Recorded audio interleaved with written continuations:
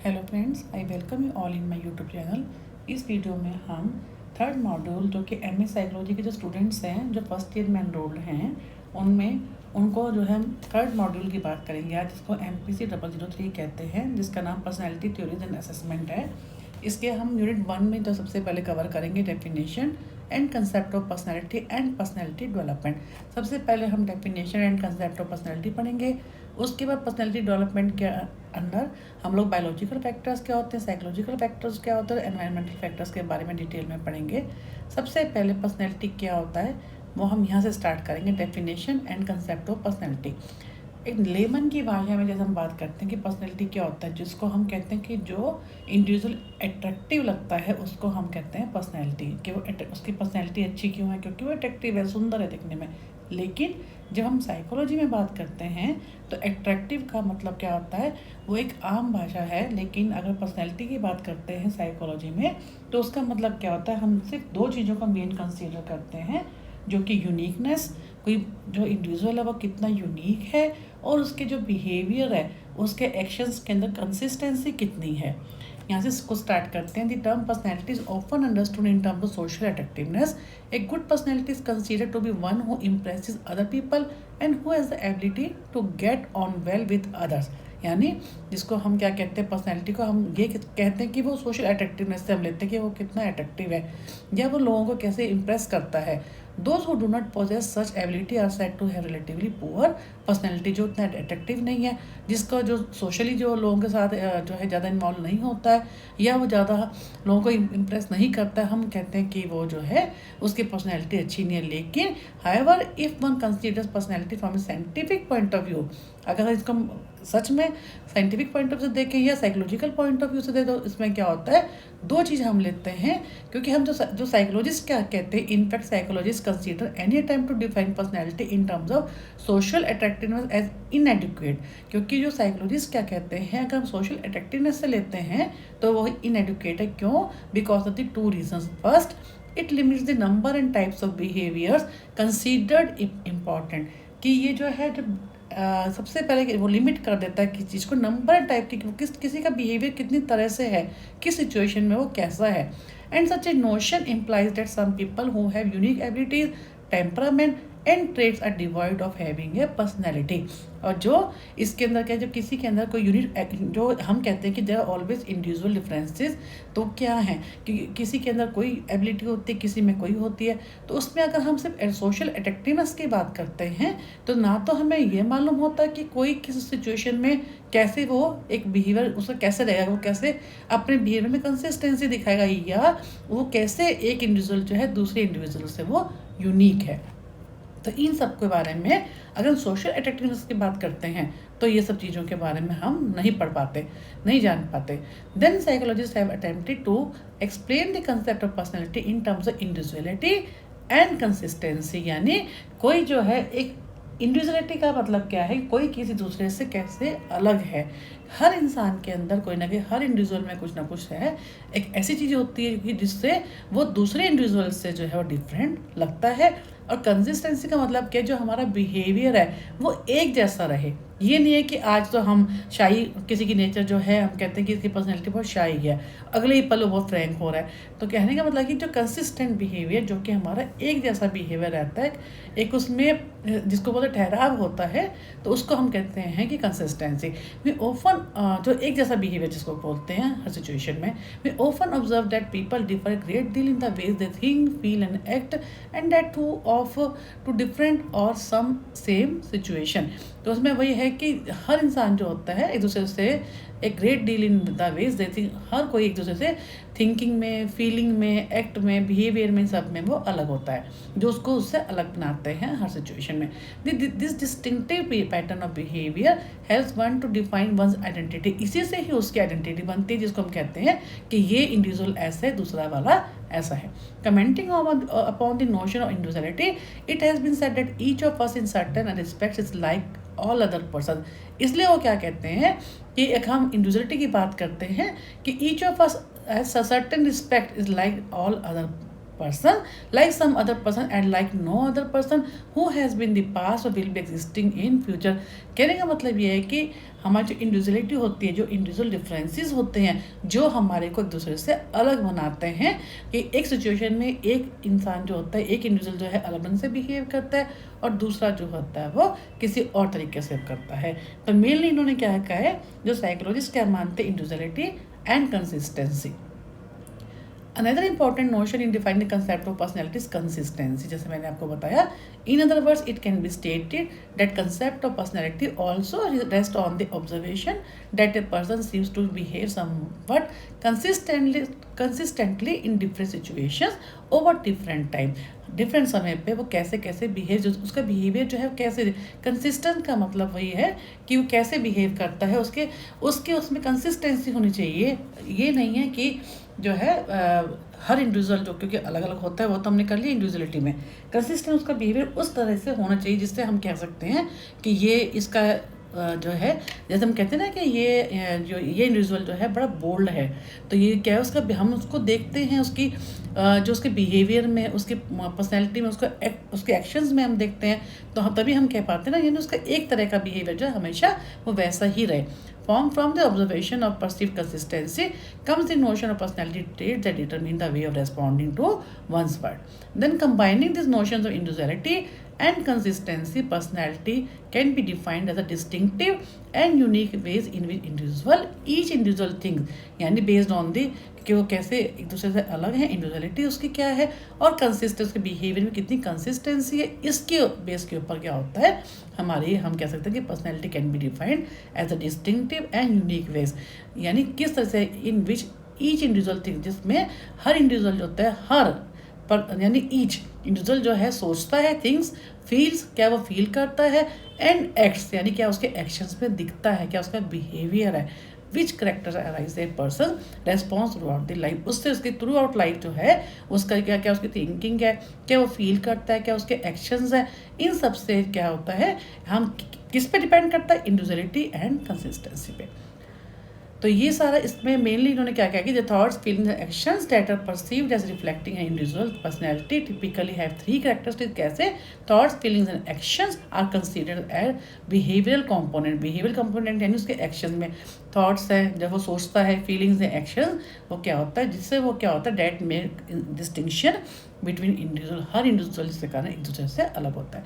Then behaviors are viewed as being primarily caused by internal rather than external environmental factors। हमने क्या कहा कि behaviour जो है, थॉट, फीलिंग, एक्शन, ये सब उसका बिहेवियर कंपोनेंट्स है। उसके बाद बिहेवियर क्या होता है, किस पे डिपेंड करता है, किससे होता है, जो कि हमारे इंटरनल फैक्टर्स क्या होते हैं। इंटरनल क्या, हमारी इमोशंस क्या है, फीलिंग्स जैसे हो गई, ये हमारी जो है पर्सनैलिटी कैसे होती है, हम क्या सोचते हैं, क्या फील करते हैं, ये हमारे इंटरनल फैक्टर्स भी तो है rather than environmental factors. The behaviour of the person seem to have organisation and structure, यानी कि जो है इंडिविजुअल का जो बिहेवियर होता है वो एक क्या है, ऑर्गेनाइजेशन है ना, ऑर्गेनाइजेशनल स्ट्रक्चर के ऊपर डिपेंड करता है कि वो कैसे सिचुएशन में, किस सिचुएशन में वो कैसे बिहेव करता है। एक मिक्सड ऑफ ट्रेट्स होता है। बिहेवियर ऑफ इंडिविजुअल, इसमें सबसे ज़्यादा इंपॉर्टेंट एक डेफिनेशन आएगी ऑलपोर्ट की, जहाँ पे ऑलपोर्ट का नाम आता है, उन्होंने पर्सनैलिटी में बहुत ही ज़्यादा कंट्रीब्यूशन दिया है। उनके हिसाब से क्या है, अगर इस डेफिनेशन को आपको याद करना पड़ेगा, बहुत ही इंपॉर्टेंट है, जहाँ पर्सनैलिटी के बारे में आता है।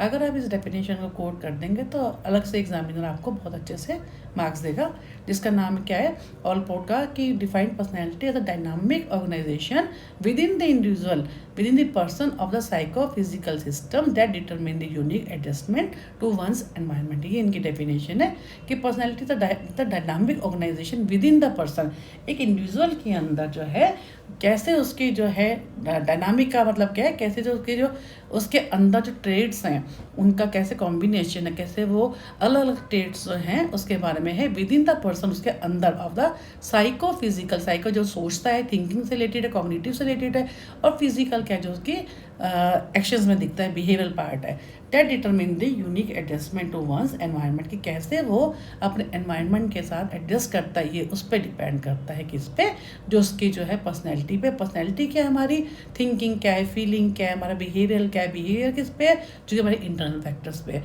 तो ये हमारा है पर्सनैलिटी के बारे में, कि वो जो है पर्सनैलिटी का मीनिंग क्या होता है। कंसेप्ट के बारे में। Then come to personality development. Personality development क्या है कि जो हमारी पर्सनैलिटी है मेनली बायोलॉजिकल फैक्टर्स जिसको हम फिजिकल फैक्टर्स भी कहते हैं, then psychological factors and environmental factor इन पे डिपेंड करते हैं। Come to first biological factors. Biological क्या होता है जिसको हम फिजिकल फैक्टर्स भी कहते हैं, कि इसमें बॉडी बिल्ड आता है, फिजिकल अट्रैक्टिवनेस आती है, homeostasis, physical defects and health conditions. First is body build. हमारी जो बॉडी बिल्ड है वो कैसी है उस पर हमारी पर्सनैलिटी बहुत डिपेंड करती है। फर्स्ट क्या है, एक्टोमॉर्फ, एंडोमॉर्फ एंड मेसोमॉर्फ। ये 3 तरह की जो है आप आगे इसको हर जगह पढ़ेंगे कि 3 तरह की जो हमारी बॉडी बिल्ड कैसे होती है। एक तो एक्टोमॉर्फ, वो कौन होते हैं, are the person who are tall and thin in their body build. जो बहुत लंबे होते हैं, पतले होते हैं, उनको हम क्या कहते हैं, एक्टोमॉर्फिक पीपल होते हैं।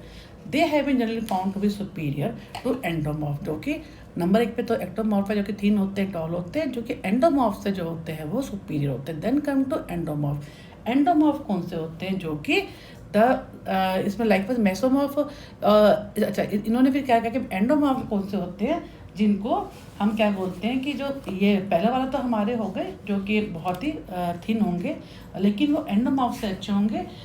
एंडोमॉर्फ में क्या आते हैं जो कि बहुत ही वो होते हैं, राउंड शेप में होते हैं, फैट होते हैं, जो कि चब्बी टाइप जिसको बोलते हैं ना, उसको हम बोलते हैं एंडोमॉर्फ। नेक्स्ट आता है उसका मेसोमॉर्फ, जो कि बहुत स्ट्रॉन्ग होते हैं, जिसकी स्पोर्ट्स टाइप पर्सनैलिटी होती है।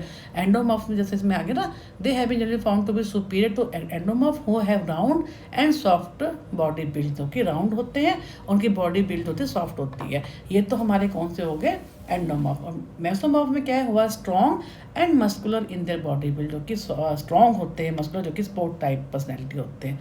तो इस तरह से ये बॉडी बिल्ड है उसके ऊपर डिपेंड करता है हमारा पर्सनैलिटी का स्ट्रक्चर। अब उसने उन्होंने क्या कहा, नंबर 2 है फिजिकल अट्रैक्टिवनेस। फिजिकल अट्रैक्टिवनेस क्या है, अनदर कॉम्पोनेंट है जिसमें क्या होता है, कोई जैसे हमने बताया कि कोई फिजिकली कोई हमको अट्रैक्टिव लगता है, तो हमारी सोसाइटी में जनरल हम मानते हैं चीज़ जो अट्रैक्टिव होता है उसके साथ जो हमारा एटीट्यूड, जो हमारा बिहेवियर होता है थोड़ा डिफरेंट होता है देन जो है थोड़ा सा फिजिकली। जिस सिंपल मैंने क्या कहा है कि इसके ये फैक्टर, फिजिकल फैक्टर्स क्या क्या हो सकते हैं, बायोलॉजिकल फैक्टर्स जो जिसको हम कहते हैं, उन पर कैसे कैसे डिपेंड करता है। Physical attractiveness is another physical component that affects the development of the personality. An attractive person of any age is more appealing than a person who is unattractive. जो भी attractive person होता है ज़्यादा appealing होता है, ज़्यादा लोगों को attract करता है rather than unattractive. Brislin and Lewis ने कहा है, have commented that this is very much rewarding to be with someone who is physically attractive. सब लोग उसके साथ रहना चाहते हैं जो कि वो देखने में अच्छा लगता है, अट्रैक्टिव होता है। Generally it has been found that people tend to be more tolerant in the attitudes and judgements of a attractive. मतलब कहने का मतलब ये है कि हर इंसान जो है एक हमारे जो है सोसाइटी में कह लो या एक जनरल ह्यूमन टेंडेंसी होती है, जो फिजिकल अट्रैक्टिव होता है हम उसके साथ ज़्यादा रहना चाहते हैं रादर देन इन एक्टिविटीज। हमेशा भी ऐसा नहीं होता बट ऐसा माना जाता है। Then come to homeostasis. Homeostasis का मतलब क्या होता है, जिसके अंदर हमारे जो है बॉडी बिल्ड, जिसको हम बोलते हैं कि हमारी क्या जिसको हम क्या बोलते हैं, बीपी है हमारा, है डायबिटीज़ है, या नॉर्मल जो टेम्परेचर, जिसको हमारा इंटरनल जो एनवायरनमेंट हमारी बॉडी का जो अंदर का जो एनवायरनमेंट जो है ना, उसको हम कहते हैं कि उस पर हमारी पर्सनैलिटी बहुत डिपेंड करती है। Homeostasis is another important determinant. It refers to maintenance of stable internal environment. किसी वजह से बीपी बिगड़ जाता है, ब्लड शुगर बिगड़ जाती है, वो हमारा क्या होता है, इंटरनल टेम्परेचर है, हमारी बॉडी का इंटरनल एनवायरनमेंट होता है, उसमें जब चेंजेस आते हैं उससे भी बहुत फ़र्क पड़ता है हमारी पर्सनैलिटी का। जैसे उन्होंने क्या है कि it refers to maintenance of a stable internal environment through relatively having normal temperature, normal level blood sugar, normal level, जिसका अगर होम्योस्टेटिस अच्छा रहेगा तो वो क्या होगा, उतना ही वो एक्टिव रहेगा। और उसमें किसी भी तरीके की डिस्टर्बेंस आती है तो क्या होता है, वो हमारी पर्सनैलिटी पर उस पर इम्पैक्ट आता है directly. The effect of homeostasis is seen in relaxed, controlled and socially acceptable behaviour pattern of the person who is feeling well both physically and psychological, जो कि फिजिकली भी सही लगता है और साइकोलॉजिकल भी जब बैलेंस है, हमारे इंटरनल जो बॉडी का एनवायरनमेंट है अगर वो बैलेंस्ड है तो क्या होता है, उतनी उसकी पर्सनैलिटी जो होती है अच्छी बनती है। रादर दैन अगर डिस्टर्बेंसेस हो जाते हैं तो क्या होता है, उसमें क्या होता है, हमारी जो पर्सनैलिटी पे काफ़ी इम्पैक्ट आता है। जैसे फॉर एग्जाम्पल इन्होंने क्या कि it affects the personality through the way the person reacts to what he thinks and believes to be the attitudes of some significant people in life. For example a person who is above average in physical stature in comparison to his age and, इन्होंने क्या कहा है basically क्या है कि किसी का मान लो अगर हम नॉर्मल अगर रहता है, बैलेंस रहता है फिजिकल एंड साइकोलॉजिकल वेलबींग तो ठीक है। कई बार वो कह रहे हैं कि अगर किसी की जैसे कोई बहुत अपने हाइट में अपने बाकी जो एज के ग्रुप जो बच्चे हैं, अगर कोई उनसे बहुत बड़ा होता है, टॉल होता है, जो अलग से दिखता है, या तो उसके फ्रेंड्स बहुत बन जाते हैं या लोग उसके अंदर क्या होता है कॉम्प्लेक्स की फीलिंग आ जाती है कि मैं अलग ही दिखता हूँ सबसे, वो गलत है। या जैसे कोई बोना जिसको बोलते हैं डॉर्फिज्म जैसे होता है, उसमें भी क्या होता है वो बहुत छोटा होता है, अपने एज उसकी सब बच्चों के साथ सेम होती है, लेकिन वो देखने में थोड़ा छोटा रह जाता है, तो उसमें भी कॉम्प्लेक्स आता है। तो उन्होंने ये कहा कि डिस्टर्बेंसेस अगर होता है तो उससे हम कैसे कैसे हमारी पर्सनैलिटी के ऊपर इम्पैक्ट आता है। इन्होंने कहा है some studies have very clearly shown that the development of personality is affected by homeostasis और lack of it. For example the blood sugar goes about the normal range, depressive mental state, क्योंकि psycho हमने कहा ना physical और psychological दोनों का की balance रहना बहुत ज़रूरी है। अगर कोई इन्होंने ब्लड शुगर का एग्जांपल दिया, किसी भी कैंसर हमने बताया कि हार्मोनल डिस्टर्बेंस हो जाती है, कोई बहुत लंबा होता है, कोई बहुत छोटा हो जाता है हाइट में, तो अगर इन सब से क्या होता है डिप्रेशन हो जाता है। Severe deficiency in vitamin B complex results in the increase level of emotionality. अगर विटामिन बी की कमी है तो उन्होंने क्या कहा है, कोई बहुत इमोशनल पार्ट पे चले जाता है, कोई डिप्रेशन में आ जाता है। तो ये मेनली कहने का मतलब क्या है कि एनॉक्सिया और addiction in the amount of oxygen, किसी में ऑक्सीजन का डिफिशियंसी हो जाती है तो एनॉक्सिया हो जाता है। तो वो सब चीज़ें हैं कि हमारी बॉडी का फिजिकल और साइकोलॉजिकल दोनों ही तरह से हमें बैलेंस करना बहुत ज़रूरी है। Next come to physical defects. Physical defects का मतलब क्या है कि कोई बहुत मोटा है, जैसे ओबेसिटी का पेशेंट है, तो उसके अंदर भी एक अलग से उसके पर्सनैलिटी पे इम्पैक्ट आता है। एक तो कोई जिसको हम कहते हैं कि जैसे हमने अट्रैक्टिव का पढ़ा, या कोई साइकोलॉजिकल फिजिकली वो एकदम फिट है, या उसको जो है कोई डिफेक्ट नहीं है, नॉर्मल दिखने में लगता है। कहीं पे अगर कोई ओबेसिटी है, कोई भी डिफेक्ट होता है बॉडी के अंदर, क्योंकि हम फिजिकल फैक्टर्स के बारे में पढ़ रहे हैं ना, तो इसमें उन्होंने यही कहा है किसी के अंदर भी क्या, क्योंकि हमारा जो सोशली अप्रूव्ड बिहेवियर होता है वो नॉर्मल के लिए होता है, नॉर्मल इंडिविजुअल के लिए होता है। बॉडी में किसी भी तरह का कोई ओबेसिटी वगैरह होने से तो लोग भी जो है उसको उस बंदे को जो जिसको इंडिविजुअल हम कहते हैं, कहीं ना कहीं उसमें भी कॉम्प्लेक्स आता है, और कहीं ना कहीं जो है सामने वाला जो सोशली जो पीपल होते हैं सोशल, वो भी थोड़ा सा हैंडीकैप जैसे हो गया, कोई हैंडीकैप है, फिजिकली हैंडीकैप है, किसी को डिसेबिलिटी होती है, चाहे वो बाय बर्थ है चाहे वो एक्सीडेंटल है। तो कहने का मतलब यह है कि इन सब का भी हमारी पर्सनैलिटी पे फर्क पड़ता है। The first scientific study showing the impact of physical defect upon the personality has come from Alfred Adler, का नाम बहुत फेमस है। उन्होंने क्या कहा था कि मेनली क्या थे ओबेसिटी के बारे में उन्होंने कहा है कि one of the popular physical defect, obesity proves to be a handicap in social relationship because the obese person is unable to keep up with his contemporary. इन्होंने हम जो है ओबेसिटी का एग्जांपल दिया, हम इसमें हैंडीकैप को भी ऐड ऑन कर सकते हैं, ऑर्थोपेडिकली हैंडीकैप या any type of physical disability है, या जैसे हम वो भी कहते हैं किसी को जैसे एनॉक्सिया हमने क्या ऑक्सीजन कमी है, जैसे सो मेनी फैक्टर्स जो है जिसको फिजिकल डिफेक्ट्स हम बोलते हैं। Then come to health condition, ये इसी में ही आ जाएगा, जो फिजिकल डिफेक्ट्स है इसी में हेल्थ कंडीशंस भी आ जाएंगे। हेल्थ कंडीशंस के तो नाम से ही मालूम हो रहा है, जिसके अंदर हमारी जो है हेल्थ से रिलेटेड जो है वही सब चीज़ें, ओवरऑल हेल्थ जिसके अंदर हमारी साइकोलॉजिकल भी आ जाएगी, फिजिकल भी आ जाएगी। कोई डिजीज़ है, जैसे किसी को बीपी है, किसी को शुगर है, किसी को थायराइड है, उसका भी हमारी पर्सनैलिटी पे, अगर किसी का शुगर लेवल बिगड़ा हुआ है, किसी का बीपी है, या किसी का जो है थायराइड बिगड़ा हुआ है, तो ऑब्वियसली उसकी बिहेवियर में दिखेगा, उसकी पर्सनैलिटी में दिखेगा, डिप्रेस्ड हो जाएगा वो। तो ये है कि इन सब चीज़ों पर हम बेसिकली हम क्या कहते हैं कि जो गुड हेल्थ होती है वो सबसे इंपॉर्टेंट होता है हमारे पर्सनैलिटी डेवलपमेंट के लिए। अगर किसी भी तरह से कोई भी डेफिशिएंसी आती है हमारी हेल्थ कंडीशन में, कोई भी प्रॉब्लम, कोई हमारी पुअर हेल्थ कंडीशन, या कोई मेरे को इलनेस है, तब क्या होता है कि people still tend to feel change in personality. क्यों? बिकॉज जब तक वो क्योर नहीं हो जाते तब तक जो है उनको कहीं ना कहीं उस चीज़ के बारे में रहता है कि किसी इलनेस से या डिजीज़ के वो उसके प्रोन हो जाते हैं। क्योंकि ज़्यादातर देखा कि जो डायबिटिक पीपल होते हैं उनको टेंशन भी होती है, उनको एंग्जाइटी भी होती है, या किसी को डिप्रेशन है, या किसी को ज़्यादा एंग्जाइटी है, ज़्यादा सोचना है, किसी को न्यूरो प्रॉब्लम है, किसी को दे सो मैनी फैक्टर्स ना। तो हम क्योंकि बेसिकली हम कर रहे हैं हेल्थ कंडीशंस के बारे में, तो हमारी हेल्थ जो है ओवरऑल हेल्थ जो फिजिकल जिसको हम बोलते हैं, हमारी एट ऑल एजेस यानी both sexes good health is considered as a personality asset and poor health is a liability. There are ample evidences to support many personality changes result from poor health condition tend to continue even after illness has been cured और severity has been lessen. तो mainly क्या है कि हमारी जो है जो physically हमारी जो हेल्थ कंडीशंस होती हैं, जिसके अंदर हम शुगर की डायबिटीज़ की बात कर सकते हैं, हम थायराइड की बात कर सकते हैं, हम लोग जो है इसके अंदर क्या बोलते हैं बीपी लेवल की बात कर सकते हैं, है ना, या इवन हेल्थ कंडीशन में हम डिप्रेशन की भी बात कर सकते हैं। ये सब फैक्टर जो क्योंकि इमोशनल, जैसे हमने अभी पीछे पढ़ा कि विटामिन B12 की कमी से क्या प्रॉब्लम होती है, विटामिन D की कमी है तो हमारी हड्डियाँ वीक हो जाती है, कैल्शियम की कमी है, तो देयर सो मेनी फैक्टर जो कि फिजिकल कंडीशन होती हैं उसके कारण हमारी जो पर्सनैलिटी है उसके ऊपर काफ़ी इम्पेक्ट आता है। तो ये हमने जो है ये सारे ही फैक्टर्स बहुत ज़्यादा इंपॉर्टेंट है, चाहे वो फिजिकल हैं चाहे वो साइकोलॉजिकल हैं। इनमें से ज़्यादातर हमेशा अगर आप देखेंगे तो हर साल एक फैक्टर फुल 10 नंबर के क्वेश्चन में आते हैं, चाहे बायोलॉजिकल फैक्टर आ जाए, चाहे वो साइकोलॉजिकल आ जाए, चाहे वो एनवायरमेंटल फैक्टर आ जाए। तो अभी आज हम इस वीडियो को यहीं पे फिनिश करते हैं बायोलॉजिकल फैक्टर्स के साथ। अब जो है नेक्स्ट वीडियो में हम जो पार्ट 2 करेंगे इसका, उसमें हम साइकोलॉजिकल फैक्टर्स के बारे में डिटेल में पढ़ेंगे। Thank you for watching my YouTube channel and as usual मैं आपको रिक्वेस्ट करूँगी कि जिन लोगों ने मेरा YouTube channel like subscribe and share नहीं किया है वो ज़रूर कर दें, ताकि मैक्सिमम स्टूडेंट जो है इसका बेनिफिट उठा सकें, और बेल आइकन को जरूर प्रेस कर दें। ऐसा करने से जैसे ही मैं कोई वीडियो डालती हूँ आपके पास उसी समय नोटिफिकेशन आ जाएगी।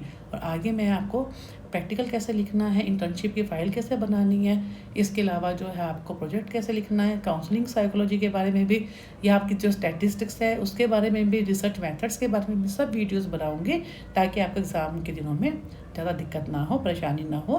तो मैं आपको फिर से रिक्वेस्ट करूँगी, क्योंकि आप जब भी मेरे चैनल को सब्सक्राइब करते हैं, मैक्सिमम शेयर करते हैं, उससे मुझे भी बहुत ज़्यादा मोटिवेशन मिलती है। Then again thank you for watching my YouTube channel.